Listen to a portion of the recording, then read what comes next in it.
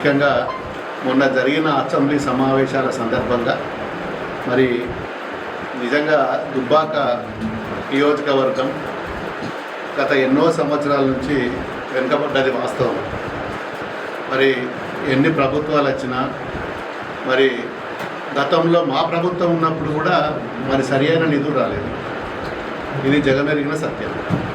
మరి మొన్నటికి మొన్న నియోజకవర్గానికి సంబంధించిన అన్ని మండలాలకు సంబంధించిన ఇష్యూస్ మీద నేను అసెంబ్లీలో కూడా ప్రస్తావన చేయడం జరిగింది. ముఖ్యంగా దుబ్బాక అంటేనే మరి ఒక మూడు ముక్కలాట. ముఖ్యంగా చెప్పాలంటే ఒక తీన్ పత్తాలు ఎక్కువ ఉన్నది మాది. ఒక రెవెన్యూ డివిజన్ లేక నానా అవస్థలు పడుతున్నాం. మరి ఒక చేగుంట నార్సింగ్ మెదక్ జిల్లాలు ఉంటుంది. దానికి సంబంధించిన ఆర్డీఓ ఒక ఆర్డీఓనేమో తూఫాన్లు ఉంటాడు, ఒక ఆర్డీఓనేమో రామాయంపేట ఉంటాడు, ఇంకొక ఆయనేమో మెదక్లు ఉంటాడు. ఎస్సీలు ఒక జాల, డీలు ఒక జాల, పంచాయతీరాజ్ ఒక జాల, నియోజకవర్గం ఒక జాల.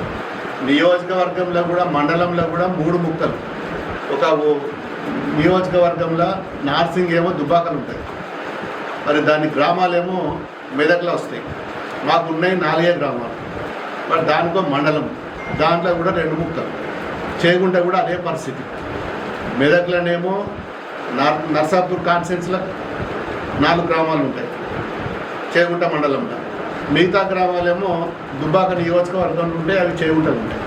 అంటే ఇట్లా చూసుకుంటూ పోతే మళ్ళీ పోతే అటు పోతే రాయపోలుకి వచ్చేమో ఆర్డీఓ పోతే గజ్వేల్కి వస్తాడు.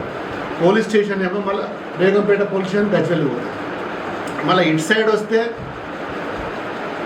మన మిడితోటి కానీ తోట కానీ దుబ్బాక కానీ ఈడ కూడా ఆర్డీఓ ఉన్నాడు, ఓ డిఎస్పీ ఉన్నాడు, ఆర్డీఓ వచ్చి సిద్దిపేట.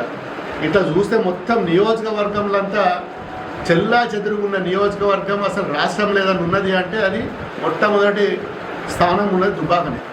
మరి మొన్న చాలా ప్రస్తావన చేయడం జరిగింది. మాకు మల్లన్న సాగర్ అనేది మన ఎత్తు మీద మరి కుండ, కానీ మా కింద నీళ్ళు దొరికాయి. దీపం కింద ఎట్లయితే చీకటి ఉంటుందో ఇలా మా పరిస్థితి కూడా అట్లే ఉంటుంది. మల్లన్న సాగర్ మా దాంట్లో ఉంటుంది, కానీ మాకు నీళ్ళు రావు. మా దగ్గరికి వెళ్ళిపోయే కాలువలేమో వేరే నియోజకవర్గాలు వేరే జిల్లాలకు పోతే హైదరాబాద్కు సాగునీరు పోతుంది, మాకు నీళ్ళు రావు. ఇక్కడ పంప్ హౌజులు మా దగ్గరనే ఉంటుంది, ల్యాండ్ అక్విజిషన్ మా దగ్గరనే ఉంటుంది, మరి ముంపు గ్రామాల బాధ్యతలు కూడా మా దగ్గరనే ఉంటుంది, మాకు నీళ్ళు రావు. ఇవన్నీ ఇష్యూస్ మీద కూడా మొన్న మేము అసెంబ్లీలో ప్రస్తావించడం జరిగింది. మరి ఇవన్నీ చాలా విషయాలు చాలా ప్రభుత్వానికి తెలియని విషయాలు ఇంకెన్నో ఉన్నాయి. మరి ఈరోజు గౌరవ ముఖ్యమంత్రి గారు రేవంత్ రెడ్డి గారిని కూడా నేను డైరెక్ట్ కూర్చొని 1 to 1 ఒక అర్ధగంట సేపు కూర్చొని సమస్యలన్నిటి మీద కూడా చెప్పడం జరిగింది. మరి ఆయన సానుకూలంగా స్పందించిండు. ఖచ్చితంగా నియోజకవర్గంలో నేను మీకు ఏం కావాలనో మరి నేను నిధులు కానీ ఇంకేదైనా డెవలప్మెంట్కి సంబంధించిన ఇష్యూస్ మీద వస్తే ఖచ్చితంగా ఇస్తాను మాట ఇచ్చిండు. మరి ఇప్పటికైతే మరి స్కిల్ యూనివర్సిటీ అని ఒకటి, ఇంటిగ్రేటెడ్ హాస్టల్స్ మీద ఎడ్యుకేషన్ మీద కూడా 2 కొత్తగా స్కీమ్లు వచ్చినాయి. మరి దాంట్లో నాకు 2 కావాలంటే మరి ఇస్తా అని చెప్పి హామీ ఇచ్చిండు. మరి సీఎంఓ ఆఫీస్ నుంచి కూడా ఆదేశాలు కూడా కలెక్టర్ ఆఫీస్ కూడా ల్యాండ్ ఎక్విజిషన్ కోసం కూడా మరి ఆదేశాలు కూడా జారీ చేయడం జరిగింది. నాకు ఒక 25 ఎకరాలేమో స్కిల్ యూనివర్సిటీకి, ఒక 20 ఎకరాలేమో మరి ఇంటిగ్రేటెడ్ హాస్టల్స్కు దాదాపు ఒక ఇంచుమించు ఒక 50 ఎకరాల ల్యాండ్ మరి అవసరం పడుతున్నది. మరి దానికోసం ఈరోజు మరి ఆర్డీఓ తోటి, ఎంఆర్ఓ తోటి, కలెక్టర్ గారితో మాట్లాడి దుబ్బాక పరిసర ప్రాంతాలనే కావాలి, దుబ్బాక శివాలనే కావాలని దుబ్బాక గ్రామానికి సంబంధించిన 4-5 సర్వే నెంబర్లు కూడా ఇవ్వడం జరిగింది, అసైన్మెంట్ ల్యాండ్. మరి దాన్ని కూడా పరిశీలించినాం. మరి మా గ్రామ సమీక్షంలో అందరూ కూడా మరి ఆ ఏరియా అయితే బాగుంటుందని చెప్పి మరి గ్రామస్తులు కూడా అందరు రికమెండేషన్ చేస్తున్నారు. మరి అది త్వరలోనే మరి దాన్ని ల్యాండ్ ఎక్విజిషన్ నోటీస్ ఇచ్చి మరి ఆ ప్రాంతంలో మరి రిలేటెడ్ అండ్ స్కిల్ యూనివర్సిటీ సంబంధించిన కట్టాలని చెప్పి ఒక ప్రతిపాదన.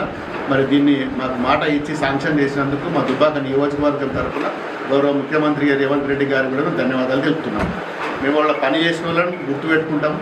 దుబ్బాక నియోజకవర్గం అంటే ఎవరు ప్రాంతానికి అభివృద్ధి చేసినా, ఏ పార్టీ అయినా ఎవరైనా గుర్తుపెట్టుకొని కూడా చేస్తాం. ఇంకా కూడా దుబ్బాక రింగ్ రోడ్ రావాలి. మరి ఔషిపురం నుంచి దుబ్బాక నుంచి లచ్చపేట వరకు మరి ఒక 35 కోట్లతో ప్రతిపాదన ఇచ్చిన దానికి కూడా మరి అది HEAM హమ్ స్కీమ్ కింద శాంక్షన్ ఇస్తా అని చెప్పి మాట ఇచ్చిండు. మరి ఇవి కాకుండా ఇంకో 200 కోట్లకు మరి నియోజకవర్గంలో అన్ని మండలాలకు సంబంధించిన పంచాయతీ రోడ్లు R&B రోడ్లకు సంబంధించిన మరి నేను గతంలో 2 నెలల క్రితమే అవి కూడా ఇస్తే అవి కూడా హామ్ స్కీమ్లా పెట్టి అవి కూడా శాంక్షన్ ఇస్తా అని మాట ఇచ్చిండు. ఒకటి అంశపూర్ నుంచి ఇమీడియట్లీ ఇది స్టార్ట్ చేసుకోమని చెప్పి కూడా గౌరవ మన R&B మినిస్టర్ గారు కూడా ఆదేశాలు జారీ చేసిండు. అంశపూర్ నుంచి దుబ్బాకకు డబుల్ రోడ్, ఇప్పుడు ఉన్నది డబుల్ రోడ్ చేసి మధ్యలో సెంట్రల్ లైటింగ్ లచ్చపేట వరకు కూడా కట్టకిందికెళ్ళి కూడా మరి ఇది కూడా ప్రతిపాదన చేయడం జరిగింది. దీంతో పాటు మరి ముఖ్యంగా రోడ్లు ఒకటే కాదు, మాకు రింగ్ రోడ్ కూడా కావాలి. ఇరిగేషన్ సంబంధించిన మెయిన్ కాలువలు అనేది అవుకున్నాం. గ్రామాలలో నీళ్లు రాక చెరువు నింపుకోవాలి, కుంటలు నింపుకోవాలి. మాకు పిల్ల కాలువలు మరి సబ్ కెనాల్స్ కూడా కావాలంటే సబ్ కెనాల్స్ మీద ఆయనే స్వయంగా నేను రివ్యూ పెడతా అని చెప్పి మాకు మాట ఇచ్చిండు. మరి అంచెలంచెలుగా ఈ 2-3 మాసాలలో ఒకటి తర్వాత ఒకటి ఇవన్నిటి మీద కూడా నేను డిపార్ట్మెంట్ వైజ్గా రివ్యూలు పెట్టి ఖచ్చితంగా ఇప్పటి నుంచి నియోజకవర్గ అభివృద్ధి కోసం మరి మీ అందరి సహకారం మా నియోజకవర్గ మా రైతుల సహాయ సహకారాలతో మా దుబ్బాక పట్టణ మున్సిపల్లో ఉన్న మరి ప్రజల సహాయ సహకారాలతోటి మరి ఇవన్నీ కూడా అభివృద్ధి చేసుకుంటున్నాం. నేను ఒక్కటి చేస్తే కాదు, మీరు కూడా రావాలి, ముందుకు వచ్చి మరి అన్నింటిలో పార్టిసిపేట్ కావాలి, పాజిటివ్గా థింక్ చేయాలి. దీనిలో మళ్ళీ ఈ పార్టీ ఆ పార్టీ అని చెప్పి పుల్లలు పెడితే మరి చెడిపోతుంది. మనం ఇప్పటికే వెనుకబడ్డాం. గతంలో మరి బై ఎలక్షన్లో అప్పుడు బీజేపీ ఎమ్మెల్యే వచ్చి ఒక 3 సంవత్సరాలు లాస్ అయిపోయాను. మరి ఇప్పుడేమో ప్రభుత్వం కాంగ్రెస్ వచ్చింది, ఇప్పుడేమో నేనేమో బీఆర్ఎస్ నుంచి గెలిచిన. ఇవన్నీ ఇష్యూస్ ఉన్నాయి కాబట్టి దయచేసి పార్టీలకు అతీతంగా అభివృద్ధి కోసం ముందుకు వస్తే నేను ఖచ్చితంగా ఎవరి దగ్గరికైనా పోతా, ఏదైనా అభివృద్ధి తీసుకొని వస్తా.